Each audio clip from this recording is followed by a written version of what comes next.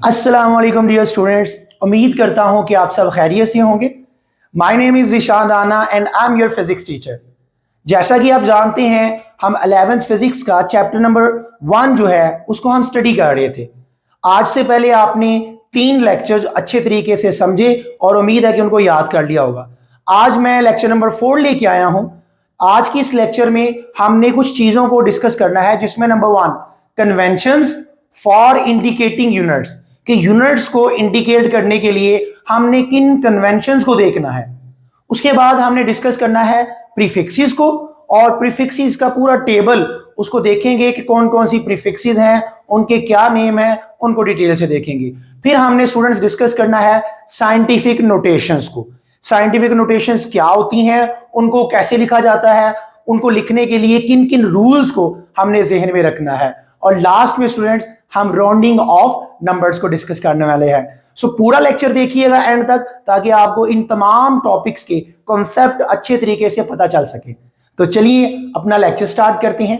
Students याद रखें, units को लिखने के लिए हमने कुछ कन्वेंशंस जो है उनका ख्याल रखना है, और इस टॉपिक को नाम दिया जाता है sign conventions for indicating the units, कि यूनिट्स को इंडिकेट करने के लिए जो कन्वेंशंस हैं उनको हमने 1 बाय 1 डिस्कस करना है।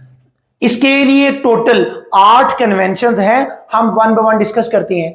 फर्स्ट कन्वेंशन ये है, जब भी आपने यूनिट का कंप्लीट नेम लिखना है, फुल नेम लिखना है यूनिट का, हमेशा वो फर्स्ट लेटर जो है वो स्मॉल होगा, कभी भी वो कैपिटल लेटर से स्टार्ट नहीं किया जाएगा। इवन अगर साइंटिस्ट का नेम आ गया, वो भी हम उसका भी फर्स्ट लेटर जो है वो हम संभाल रखेंगे। तो हम यहां पे देखते हैं क्या लिखेंगे, full name of the unit does not begin with a capital letter. याद रख लें कि जो हमारे पास फुल नेम है, हमने उसको कैपिटल लेटर से शुरू नहीं करना। अगर इसकी एग्जाम्पल देखें तो हमारे पास ये आ गया न्यूटन, तो न्यूटन का फर्स्ट लेटर जो है एन स्मॉल लेटर से लिखा हुआ। इसी तरह कूलम, ये भी साइंटिस्ट के नेम से है, तो इसका भी फर्स्ट लेटर स्टूडेंट स्मॉल आ गया। इसी तरह मीटर, मीटर का अगर आप फुल नेम लिखेंगे तो फर्स्ट लेटर जो है वो हमेशा क्या आएगा, स्मॉल लेटर आएगा, कैपिटल लेटर से हम स्टार्ट नहीं करेंगे। तो ये फर्स्ट रूल था कि अगर आप यूनिट का फुल नेम लिखने वाले हैं, वो चाहे साइंटिस्ट का नेम है या साइंटिस्ट का नेम नहीं है, आपने उस फुल यूनिट का नेम का जो फर्स्ट लेटर है वो आप स्मॉल लेटर से लिखेंगे। रूल नंबर 2 की बात करें तो स्टूडेंट्स, अगर यूनिट लिख रहे हैं और साइंटिस्ट का नेम आ गया और आपने सिर्फ उसका सिंबल लिखना है, एक लेटर लिखना है, तो वो हमेशा कैपिटल आएगा। अगर यूनिट में साइंटिस्ट का नेम आ गया है और आपने उसको एक लेटर से रिप्रेजेंट करना है, तो स्टूडेंट्स याद रखिए वो हम किस तरह लिखेंगे, हमेशा कैपिटल लेटर से लिखेंगे। For example, the symbol of unit after scientist has initial capital number, कि उसमें हमने जो कैपिटल लेटर से में इनिशियल वर्ड लिखना है। फॉर एग्जाम्पल ये न्यूटन है, अगर हम फुल लिखेंगे तो फर्स्ट लेटर जो है वो स्मॉल आएगा, लेकिन अगर हम इसका सिंबल लिखेंगे तो न्यूटन के लिए कैपिटल हम एन से रिप्रेजेंट करते होते हैं। इसी तरह कूलम, अगर हम फुल लिखेंगे तो फर्स्ट लेटर स्मॉल आएगा, लेकिन अगर सिर्फ आप इसका एक लेटर से इसको रिप्रेजेंट कर रहे हैं, उसके लिए स्टूडेंट्स कैपिटल सी आएगा। पास्कल की बात करें तो पास्कल के लिए फर्स्ट लेटर पी ये कैपिटल आएगा, उसके साथ ए स्मॉल आ जाएगा। इसी तरह वेबर, ये सेकंड ईयर में पढ़ेंगे, मैग्नेटिक फ्लक्स का जो है ये यूनिट होता है, तो इसके लिए भी फर्स्ट लेटर डब्ल्यू ये कैपिटल आएगा और साथ जो बी है वो स्मॉल आएगा। तो अगर आप साइंटिस्ट के नेम को लिखना चाह रहे हैं उसके शॉर्ट फॉर्म में, तो फर्स्ट लेटर वो हमेशा क्या आना चाहिए, कैपिटल आना चाहिए। ये सेकंड कन्वेंशन है। स्टूडेंट्स थर्ड कन्वेंशन की बात करें तो थर्ड कन्वेंशन में ये है कि जो प्रीफिक्सेस हैं इसको हमेशा हमने एस आई यूनिट से पहले लिखना है, और इन दोनों के दरमियान प्रीफिक्सेस और जो यूनिट होगा उसके दरमियान स्टूडेंट्स कोई स्पेस नहीं आएगी, आप विदाउट स्पेस लिखेंगे। तो ये लिखा जाता है the prefixes should be written before the unit, कि उसको हमने यूनिट से पहले लिखना है। और सबसे बड़ी बात इसका आपने ख्याल रखना है कि आपने विदाउट स्पेस, स्पेस को यूज किए बगैर हम इसको लिखेंगे। इसकी भी एग्जांपल देखते हैं। ये हमारे पास डिजिट है 1 मल्टीप्लाई 10⁻³ मीटर। अब स्टूडेंट्स यहां पे 10⁻³ ये प्रीफिक्सेस इसकी जगह हम लिख सकते हैं और 10⁻³ की जगह प्रीफिक्सेस आएगी मिली। तो देख लें, ये हमारे पास ग्रीन कलर से आपको नजर आ रहा होगा, ये m से मिली है और ये जो साथ m लिखा हुआ है ये यूनिट है मीटर। तो दोनों के दरमियान देयर इज नो स्पेस, हमने कोई स्पेस ऐड नहीं की। तो ये कन्वेंशन नंबर 3 थी कि जब आपने प्रीफिक्सेस को लिखना है तो आपने किस बात का ख्याल रखना है कि प्रीफिक्सेस को यूनिट से पहले लिखेंगे और स्पेस यूज नहीं करेंगे। सो 4 कन्वेंशन स्टूडेंट्स ये है कि याद रखने आपने a combination of base unit is written each with 1 space apart, कि जब भी आपने 2 यूनिट्स को इकट्ठा लिखना है, 2 यूनिट्स आ गए हैं, दोनों को आपने एक साथ लिखना है, तो दोनों यूनिट्स के दरमियान एक स्पेस लाजमी आनी चाहिए। फॉर एग्जाम्पल अगर आप देखें न्यूटन मीटर, ये न्यूटन एक अलग यूनिट है और दूसरे नंबर पे ये जो मीटर है ये अलग यूनिट है, तो ये कंबाइंड यूनिट आ गया, कॉम्बिनेशन आ गया, तो इन दोनों के दरमियान आपने स्पेस लिखनी है। इसी तरह अगर आप इनके लेटर लिखते हैं, इनको रिप्रेजेंट करते हैं शॉर्ट फॉर्म में, उसमें भी न्यूटन लिखेंगे साथ स्पेस और उसके बाद आप मीटर लिखेंगे। तो ये आपने याद रखना है कि जब कंबाइंड यूनिट आएंगे उनके दरमियान स्टूडेंट्स आपने स्पेस का लाजमी इस्तेमाल करना है, एक स्पेस लाजमी आएगी। ये जो है कन्वेंशन 4 आ गई। 5th कन्वेंशन ये थी कि कभी भी आप किसी भी जगह कंपाउंड प्रीफिक्सेस स्टूडेंट्स नहीं यूज करेंगे। अब कंपाउंड प्रीफिक्सेस क्या है, अगर हम यहां पे देखें तो जरा इस जगह पे आप लिखेंगे तो ये लिखा हुआ है 1 माइक्रोफैरड। अब स्टूडेंट्स यहां पे माइक्रो और माइक्रो ये 2 प्रीफिक्सेस यूज हुए हैं, ये कंपाउंड प्रीफिक्सेस हैं, इनको हम यूज नहीं कर सकते। बजाय इसके हमने क्या करना है, हमने इनकी जगह एक ऐसी प्रीफिक्सेस रिप्लेस करनी है जो जिसकी वैल्यू इन दोनों वैल्यूज की इक्वल हो। फॉर एग्जांपल देखें, माइक्रो की जगह हम लिखेंगे 10⁻⁻6 और नेक्स्ट माइक्रो की जगह लिखेंगे 10⁻⁻6। इन दोनों को अगर हम ऐड करते हैं, -6 और -6 कितना आ जाएगा स्टूडेंट्स, 10⁻12 और 10⁻12 की जगह प्रीफिक्सेस होती है पिको। तो हम बजाय इसके कि माइक्रो 2 दफा लिखेंगे, हम क्या लिख लेंगे 1 पिकोफैरड। तो ये 5th कन्वेंशन थी, कभी भी स्टूडेंट्स हमने कंपाउंड प्रीफिक्सेस को कभी भी हमने नहीं लिखना। 6th कन्वेंशन की तरफ चलें तो हमेशा आपने याद रखना है जब भी कोई आप मेजरमेंट लिखेंगे तो आपने उसको साइंटिफिक नोटेशन में लिखना है। फॉर एग्जांपल यहां पे हमने एग्जांपल दी है, a number such as 5.0 multiply 10⁻4 centimetre may be express in scientific notation. अब देखने में ये लग रहा होगा कि ये वाला जो नंबर है ये भी हमारे पास क्या है, साइंटिफिक नोटेशन में है, लेकिन स्टूडेंट ये साइंटिफिक नोटेशन में नहीं है क्योंकि इसमें प्रीफिक्सेस यूज हुई है। साइंटिफिक नोटेशन में कोई प्रीफिक्सेस नहीं होती, तो हम इसको कैसे लिख सकते हैं, हम इसको लिखेंगे 5 मल्टीप्लाई 10⁻4 और ये जो हमारे पास सेंटी था इसकी जगह प्रीफिक्सेस हम ऐड कर देंगे और इसकी प्रीफिक्सेस क्या थी 10⁻²। तो अब 4 और 10⁻² जब आप इनको ऐड करेंगे, क्योंकि जिन नंबर्स की बेस अगर सेम हो उनकी जो पावर है वो ऐड हो जाती है, तो 4 में से 2 माइनस कर देंगे तो स्टूडेंट ये +2 आ जाएगा। तो ये हमारे पास जो अब ये वैल्यू आई है ये साइंटिफिक नोटेशन में है। तो जब भी आप मेजरमेंट करेंगे आपने फिजिक्स में याद रखना है हम उसको किस में लिखेंगे, साइंटिफिक नोटेशन में। ये आपके पास 6 कन्वेंशन थी। नेक्स्ट चलते हैं तो 7 जो है वो हमारे पास क्या है कि when a multiple of base unit is raised to power, जब हमारे पास यूनिट्स के साथ मल्टीपल आ गया है और उसकी पावर है, तो स्टूडेंट्स याद रखें वो जो पावर है वो होल मल्टीपल की है, सिर्फ और सिर्फ बेस यूनिट की नहीं है। इसको हम एग्जांपल से समझते हैं, आपको अच्छे से समझ आ जाएगी। जरा नोट करें, यहां पे एग्जांपल हमने डिस्कस की है 1 किलोमीटर स्क्वायर। अब देखने में ये लग रहा है कि ये जो स्क्वायर है सिर्फ मीटर के ऊपर है, के प्रीफिक्सेस थी, मल्टीपल था, किलो उसके ऊपर नहीं है, लेकिन एक्चुअली ऐसा नहीं है। ये जो स्क्वायर है ये होल किलोमीटर का स्क्वायर है। तो किलो की वैल्यू कितनी होती है मल्टीपल की? 10 की पावर 3। तो जब इसका स्केयर लेंगे तो हमारे पास कितना आ जाएगा? 1 मल्टीप्लाई 10⁻⁶। तो याद रख लें कि जब भी मल्टीपल ऑफ यूनिट्स हो और स्केयर हो तो वो स्केयर होल मल्टीपल का है, सिर्फ और सिर्फ यूनिट का नहीं है। और ये लास्ट वाली मोस्ट इंपॉर्टेंट है स्टूडेंट्स, इसको आपने अच्छे से समझ लेना है। मैं आपको एग्जांपल देता हूं। जब हम कोई प्रैक्टिकल वर्क कर रहे होते हैं, कोई प्रैक्टिकल परफॉर्म कर रहे होते हैं, तो प्रैक्टिकल के दौरान जो हम चीजों को मेजर करते हैं, तो हमने क्या देखना होता है, उस वक्त जो हमारे लिए कन्वीनियंट यूनिट है जिसमें हम इजीली अपनी मेजरमेंट कर सकते हैं, उसमें आपने कर लेनी है। मिसाल के तौर पे अगर हम वर्नियर कैलिपर्स से एक्सपेरिमेंट परफॉर्म कर रहे हैं, तो वर्नियर कैलिपर्स हमें लेंथ की मेजरमेंट देता है सेंटीमीटर में, हम सेंटीमीटर में मेजर कर लेंगे। अगर हम स्क्रू गेज कर रहे हैं प्रैक्टिकल परफॉर्म, स्क्रू गेज हमें वैल्यू मेजर करके देता है, किसमें देता है? मिलीमीटर में, तो हम उस वक्त मिलीमीटर में वैल्यू मेजर कर लेंगे। इसी तरह अगर मास कैलोरीमीटर की बात करें तो वो हमें मास को मेजर करके देता है ग्राम में, तो हम ग्राम में मेजर कर लेंगे। तो जो एक्सपेरिमेंट कर रहे होंगे उस वक्त जो हमारे लिए यूनिट बिल्कुल कन्वीनियंट होगा, बिल्कुल हमारे लिए इजी होगा, हम उसमें वैल्यू मेजर कर लेंगे।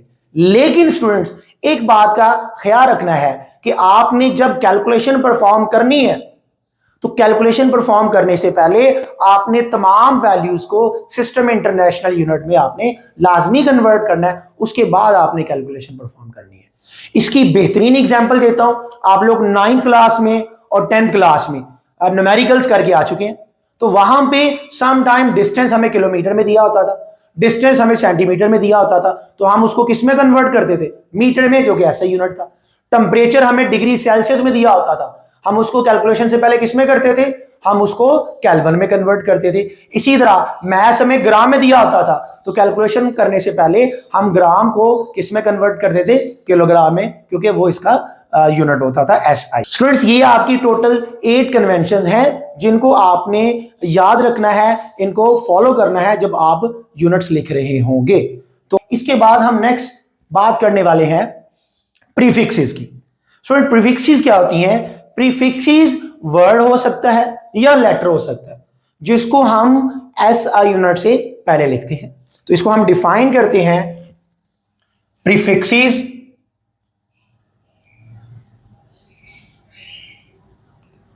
आर द वर्ड, ये वर्ड हो सकता है और लेटर हो सकता है, एडिड बिफोर SI यूनिट, जिसको हम SI यूनिट से पहले लिखते हैं। ठीक है। अगर हम स्टूडेंट्स इसकी प्रीफिक्सेस वर्ड को देखें, इसमें हमारे पास अगर ब्रेक डाउन करें तो प्री आता है और दूसरे नंबर पे हमारे पास फिक्स आता है। तो प्री का मतलब होता है पहले, प्री का क्या मतलब है? पहले। और फिक्स का मतलब है आपने उसको फिक्स कर देना है। अब इसकी डेफिनेशन पढ़ें तो इसके नाम से ही जाहिर हो जाती है कि प्रीफिक्सेस क्या है, ये वर्ड है या लेटर है जिसको हम SI यूनिट से पहले हमने फिक्स करना है। अब प्रीफिक्सेस स्टूडेंट्स यूज क्यों होती हैं? याद रखें, सम वैल्यूज हमारे पास बहुत बड़ी हो जाती हैं और कुछ वैल्यूज हमारे पास बहुत स्मॉल होती हैं। तो फिर हम बड़ी वैल्यूज को लिखने रिप्रेजेंट करने के लिए या हम छोटी वैल्यूज को रिप्रेजेंट करने के लिए हम इन प्रीफिक्सेस का यूज करते हैं, जिनको हम मल्टीपल और सब मल्टीपल के नाम से भी जानते हैं। मैं आपको एग्जांपल देके समझाता हूं। देखिए हमारे पास ये एक वैल्यू है 1, उसके बाद 00, 00, 00, 00 और उसके बाद 0। स्टूडेंट्स ये हमारे पास एक बहुत बड़ा नंबर है, 1 है और उसके बाद 9 0 है।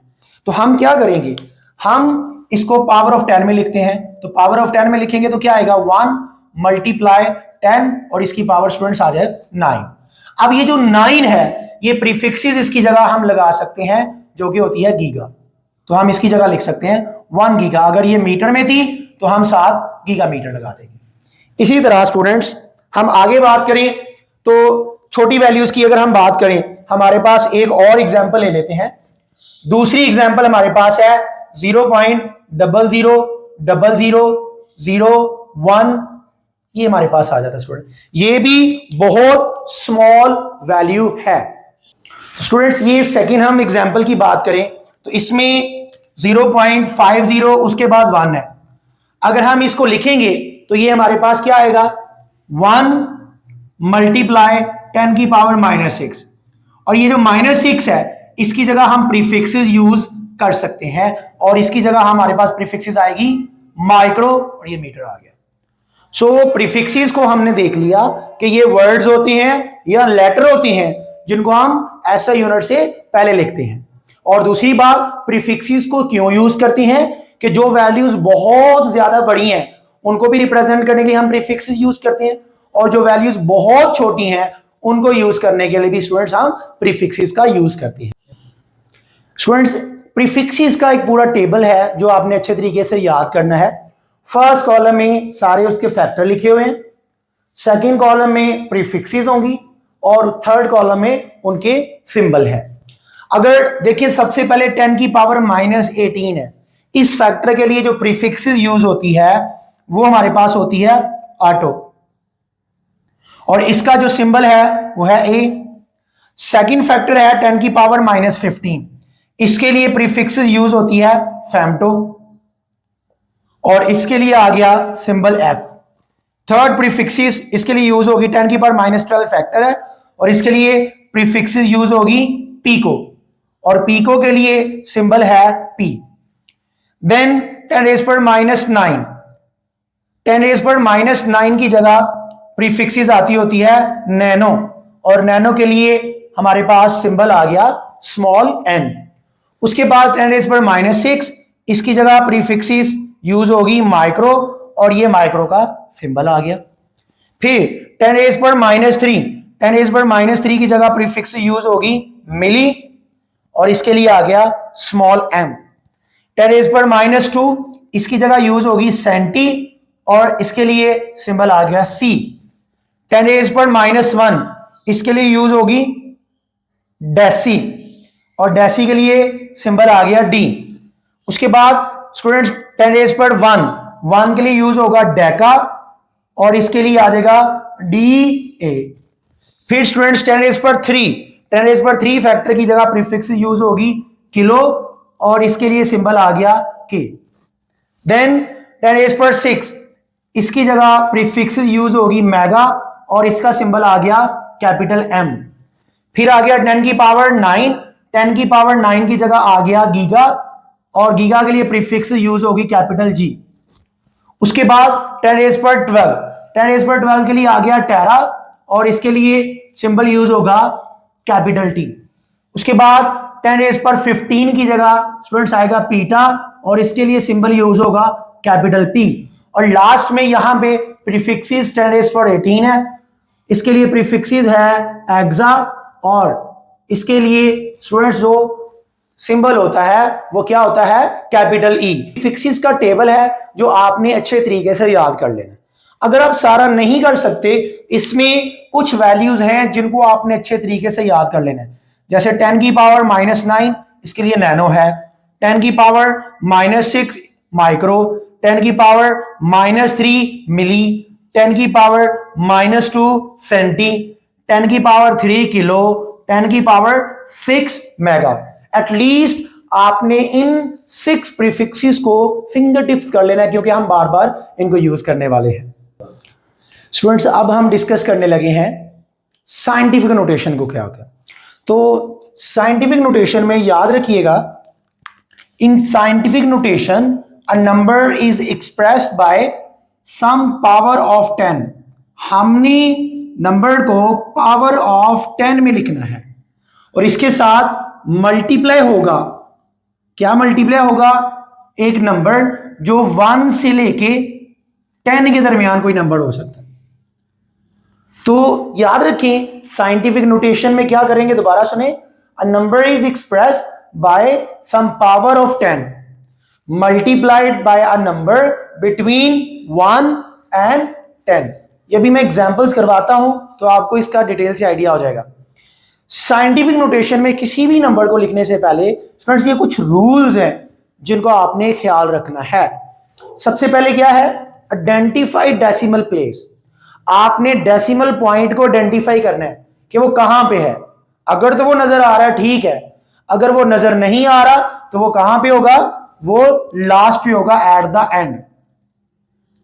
सेकेंड रूल, आपने उस डेसिमल पॉइंट को जिसको आपने आइडेंटिफाई किया है, आपने उसको मूव करवाना है। और कहां पे मूव करवाना है, after first non zero digit.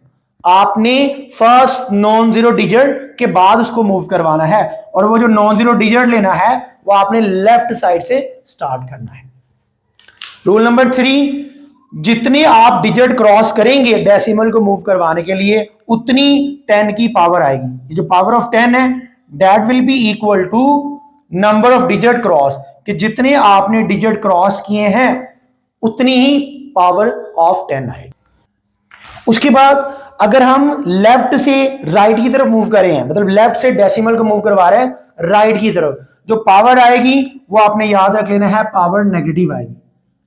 लेकिन अगर आप राइट से मूव कर रहे हैं डेसिमल को लेफ्ट की तरफ, तो स्टूडेंट्स पावर क्या आएगी, पॉजिटिव। ये कुछ रूल्स हैं जो आप याद रखेंगे जब आपने किसी भी डिजिट को साइंटिफिक नोटेशन में लिखना है। तो आइए इन रूल्स को हम चंद एग्जांपल्स के ऊपर अप्लाई करने की कोशिश करते हैं। तो सबसे पहले ये हमारे पास एक डिजिट है 5 और उसके बाद 6 जीरोस हैं। अब इसमें सबसे पहला क्या था, आपने डेसिमल को आइडेंटिफाई करना है, और डेसिमल आपको नजर नहीं आ रहा, तो डेसिमल नजर नहीं आ रहा तो कहां पे होगा, लास्ट पे होगा। रूल नंबर 2 क्या कहता था, इस डेसिमल को शिफ्ट करना है, मूव करवाना है, लेफ्ट साइड से पहला नॉन जीरो डिजिट गया 5, तो मतलब हम इस डेसिमल को ये 5 के बाद लिखेंगे। तो हमारे पास ये आ गया 5 मल्टीप्लाई, अब कितने डिजिट क्रॉस किए हैं, 1 2 3 4 5 6, तो 6 डिजिट क्रॉस किए हैं, तो हमारे पास आ गया 10 की पावर 6 मीटर। तो ये हमने इस हमारे पास होल नंबर था, इसको हमने साइंटिफिक नोटेशन में लिख लिया। सिमिलरली सेकंड एग्जांपल की बात करें तो इसमें आपको डेसिमल नजर आ रहा है, आपने आइडेंटिफाई कर लिया। दूसरा रूल था कि आपने लेफ्ट साइड से जाना है, फर्स्ट नॉन जीरो डिजिट है 1, तो आपने इस डेसिमल को इस 1 के बाद, 2 से पहले और 1 के बाद आपने प्लेस करना है। तो कितने डिजिट क्रॉस करेंगे, 1 2 3 4 5 और 6, तो ये आ जाएगा 1.25 और मल्टीप्लाई 10 की पावर -6। अब स्टूडेंट देखें, यहां पे हम डेसिमल को राइट से लेफ्ट की तरफ मूव करवाया तो पावर क्या आई है, पॉजिटिव, और यहां पे हमने लेफ्ट से डेसिमल को राइट की तरफ मूव करवाया तो पावर क्या आ गई है, नेगेटिव। इस बात का आपने ख्याल रखना है। थर्ड एग्जांपल की तरफ आए, डेसिमल आपको ये नजर आ रहा है, लेफ्ट साइड से पहला नॉन जीरो डिजिट 1 है, तो 1 के बाद आपने लेके जाना है यहां पे।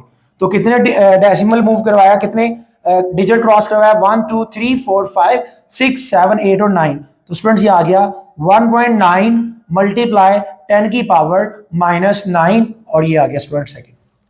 और ये हमने फोर्थ एग्जांपल भी क्लिक की है, आपको डेसिमल स्टूडेंट्स नजर आ रहा है, हमने फर्स्ट नॉन जीरो डिजिट है 1 के बाद लिखना है इसको, डेसिमल को 7 से पहले, तो हमारे पास ये आ जाएगा 1.75 मल्टीप्लाई 10 रेज़ पर -3 सेकेंड, क्योंकि हम लेफ्ट से राइट की तरफ जा रहे हैं तो पावर नेगेटिव।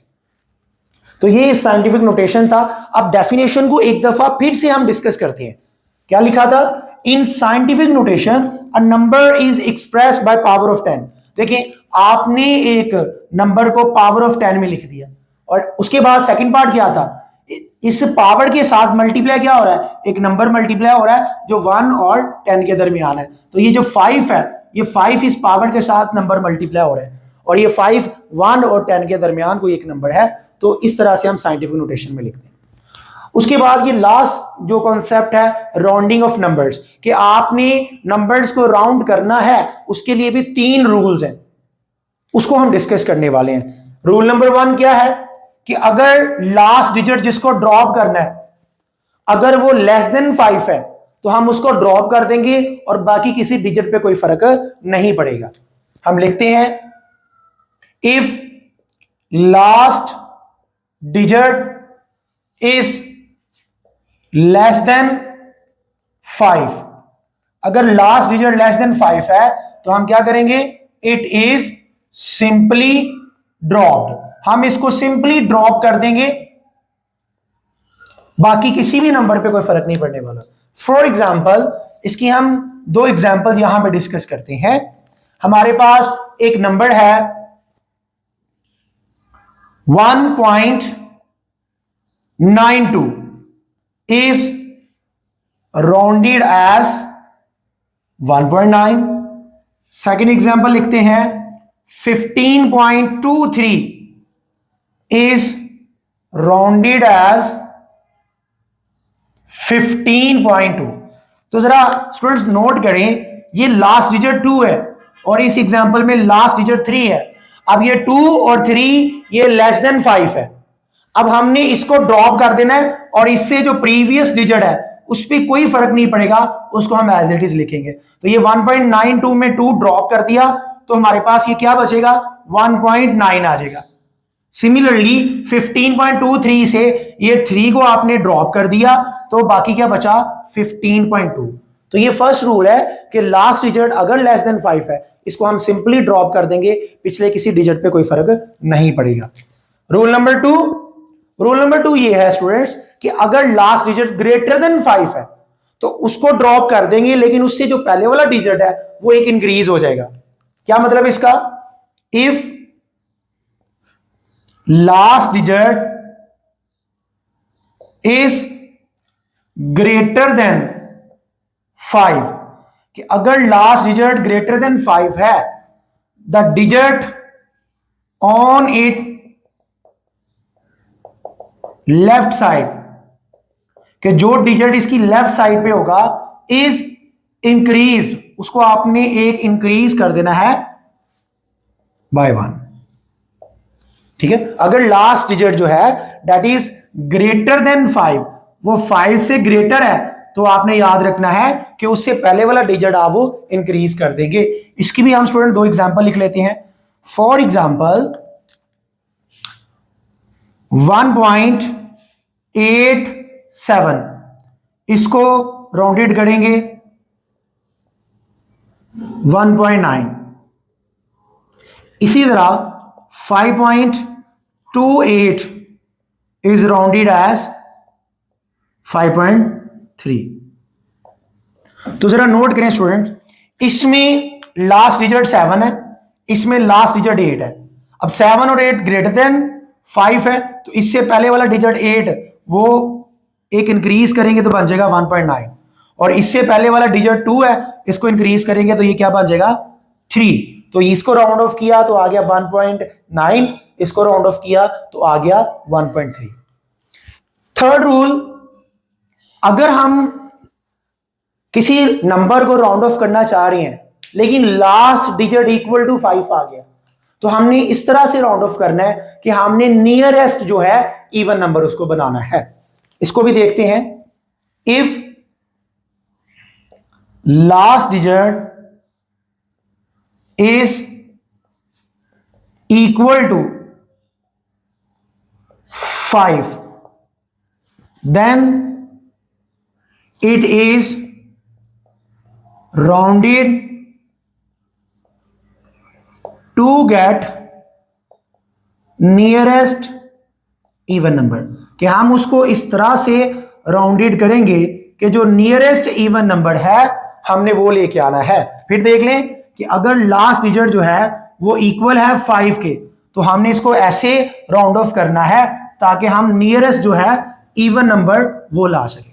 इसकी भी हम स्टूडेंट्स 2 से 3 एग्जांपल्स डिस्कस करते हैं तो आपको आइडिया हो जाएगा कि मैं किस बात का जिक्र करना चाह रहा हूं।